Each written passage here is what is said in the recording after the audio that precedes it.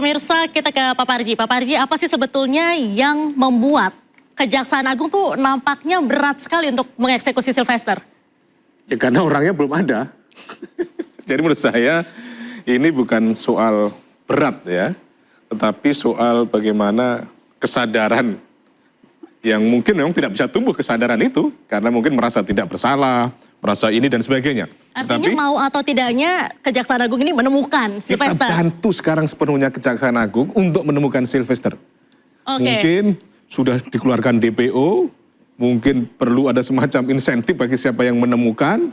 Karena ini saya kira memang merusak reputasi kejaksaan kalau seandainya tidak ditemukan. Di luar prestasi yang luar biasa gitu loh. Ya. Berarti apa yang disampaikan selama ini di konferensi pers bahwa saat ini tim pemburu buron ini sedang bekerja untuk mengejar Sylvester Matutina, ini apakah hanya lip service saja gitu? Saya kira tidak lip service, saya kira sungguh-sungguh memburu, sungguh-sungguh mencari, dan mungkin ya Sylvester lihai yang kemudian sembunyi atau kemudian disembunyikan kita tidak tahu. Maka menurut saya di interupsi ini kita dukung sepenuhnya Kejaksaan Agung untuk menemukan Sylvester dengan tetap memperhatikan prosedur penangkapan, prosedur eksekusinya, perlindungan hak asasi manusianya, karena sekali lagi bahwa syarat untuk dieksekusi telah terpenuhi. Oke, Bang Husainuddin, Anda percaya tidak bahwa Kejaksaan Agung ini benar-benar mencari? Saya mencabut kepercayaan saya pada urusan ini kepada Kejaksaan Agung sebelum Kejaksaan Agung membuktikan kepada publik bahwa benar-benar bisa melakukan penangkapan terhadap Sylvester Matutina. Kenapa?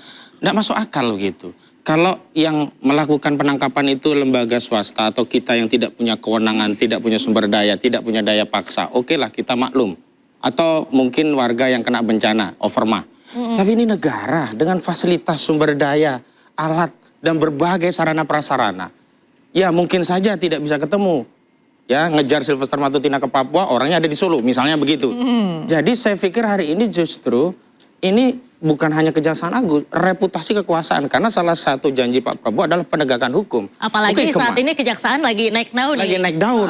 Jadi orang akan menganggap apakah benar ya misalnya kemarin pada kasus. Tapi ini interupsi, bahwa tidak sekedar Kejaksaan Agung yang tidak bisa menemukan orang. KPK saja tidak masukkan Harun Masiku juga gitu loh. Ya. Jadi memang negara ini penuh misteri juga gitu loh. Jadi tidak bisa hanya mengatakan Kejaksaan Agung. Kalau Harun Masiku masih relevan, Prof. Karena memang tidak ditemui. Kalau ini kan pengakuannya masih ada tadi. Sahabatnya menyatakan itu lain lagi soal pengakuan nggak ada. Bang Firdaus benar menyimpang. Masih ada dalam keluarganya, bersama keluarganya. Saya kemarin pada debat yang lain katanya Bang Sylvester masih ada di Jakarta. Oke, kita tanya dulu sama sahabatnya. Tidak sependapat dengan prinsip-prinsip hukum Pak Profesor tadi.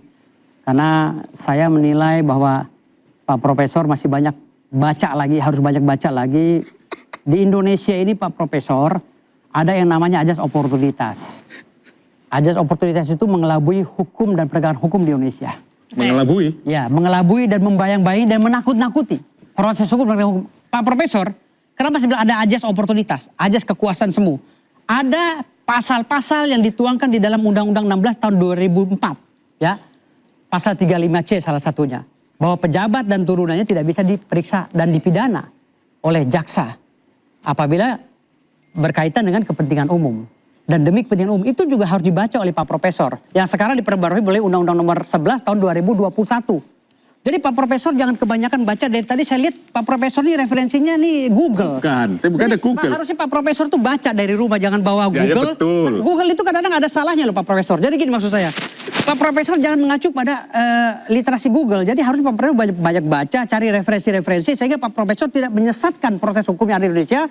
Dan Indonesia ini menjadi tercerahkan karena advice hukum yang diberikan oleh Pak Profesor. Kalau Pak Profesor dikit-dikit baca Google, sepotong-potong lalu menjabarkan. Asas mengelabui, membayang-bayang hukum itu tidak ada. Asas demi kepentingan hukum dihentikan, demi kepentingan umum dihentikan. Itu yang benar. Masalahnya sekarang ini kepentingan umum buat siapa? Ajas oportunitas, ajas kekuasaan semu itu sedang berjalan sehari ini. Nah itulah yang sedang dibahas oleh kita. Setiap perkara hukum, baik pidana maupun perdata yang berkaitan langsung dengan pejabat publik, apalagi setingkat presiden dan presiden, itu tidak bisa tembus Pak Profesor. Tidak ada yang tembus. Kalau ada presiden atau presiden yang sudah dihukum, itu bisa menjadi jurisprudensi. Tapi dari mulai negara Indonesia merdeka sampai sekarang, tidak ada dan belum pernah terjadi presiden dan wakil presiden dihukum. Itu kenapa? Karena ada ajas oportunitas tadi Pak Profesor. Ini bahas apa? Asas demi kepentingan umum itu Yang dibahas dihentikan. Sylvester. Lah, makanya Pak Profesor harus banyak belajar, jangan banyak baca Google, belajar. Jadi maksud saya gini loh Pak Profesor, jangan menggiring opini itu Saya seakan-akan tahan-tahan ya, saya tahan-tahan tidak Bapak komentar, Kejaksaan tetapi ini bisa Agung itu- bahaya buat masyarakat. Pak Jaksa Agung itu sedang bekerja sekarang Pak Profesor, dan mereka bekerja itu penuh analisa. Analisa Apa hubungannya sebenarnya dengan gitu. Loh, itu? penuh analisa, gak bisa sembarang seperti bapak-bapak yang maunya nangkap. Kan ada pasal 193 saya bilang. Pasal 193 ya, pasal 193 KUHP itu jaksa bisa menyampingkan proses atau hakim bisa menyampingkan proses penahanan daripada Jaksa atau hakim? Hakim bisa Oke, menyampingkan hakim. proses penahanan jaksa dan hakim artinya. Bisa Jaksa atau hakim? jaksa dan hakim. Hakim atau jaksa? Karena yang memerintahkan Jangan-jangan hakim, jaksa. yang melaksanakan jaksa kan gitu. Hakim atau jaksa? Hakim dan jaksa. Oh, jaksa juga. Iya, jaksa juga. Oh iya, Kan atau saya hakim? bilang Jangan-jangan hakim? Jaksa dan hakim.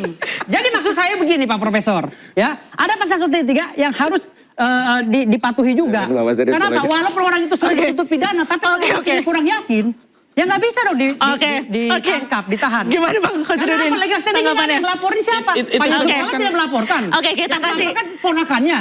Oke, kita Bagaimana kasih Cara kesempatan dulu Bang Khosrudin. bernalar itu, Prosesnya itu sudah semua salah kan dari sudah nggak pertama. relevan. Kecuali proses itu masih di sidang, masih kita libatkan peran hakim dalam proses ini. Kecuali ini masih di penyidikan, kita libatkan Pasal kepolisian. 193 itu Kecuali menjelaskan masih dalam apabila dakwaan udah ada atau putusan, tuntutan, baru jaksa hakim itu masih tidak bisa bisa kita melaksanakan persoalkan. Ini sudah penahanan. putusan dan sudah inkrah. Bahkan Jaksa Agung menyatakan sedang memburu. Itu artinya apa? Sudah nggak ada alasan yang lain. Cuman persoalannya, kenapa sampai hari ini Jaksa Agung kok nggak bisa nangkap Sylvester Matutina? Saya jadi kepikiran, jangan-jangan butuh sewa jasa Jawabannya swasta. adalah pelapornya salah, bukan Yusuf Kala. Ya. Itu jawabannya. Apa Saya ngeyel sih? menyarankan Ada putusan. negara Salah, sebenarnya bukan juga, Liga sewa Tinggi ada. Laskar Pembasmi Firdaus gimana? Awibowo. Jangan Baru sampai bisa dibasmi Pembasmi, itu kayaknya. Karena negara kalah. Sekarang Bang Pembasmi Firdaus nggak kayaknya masuk. harus Gimana? sewa deh itu. Nggak Harus bisa. dibantu deh. Karena negara ini nggak Nggak mempan bisa. kayaknya. Saya sedang membantu negara, makanya saya bela Iya, negara pakai sekarang Laskar ini. Pembasminya itu. Loh, bukan Kalau perlu lompat-lompat itu Pembasmi ini salto akan gitu. membasmi Roy Suryo dengan kawan-kawan termasuk kalian. Mana lagi? Iya. Kita stick dulu nih ke kasus Sylvester. Bang Fitra gimana nih tadi tanggapannya? Karena kasus Sylvester ini adalah kasus kecil ya. Kalau memang ini menjadi problem bagi masyarakat dan kepentingan umum, saya kira Presiden Prabowo bisa mengeluarkan amnesti. Karena seperti kasus Tom Lembong maupun Hasto ya, itu mendapatkan amnesti maupun abolisi dari Presiden.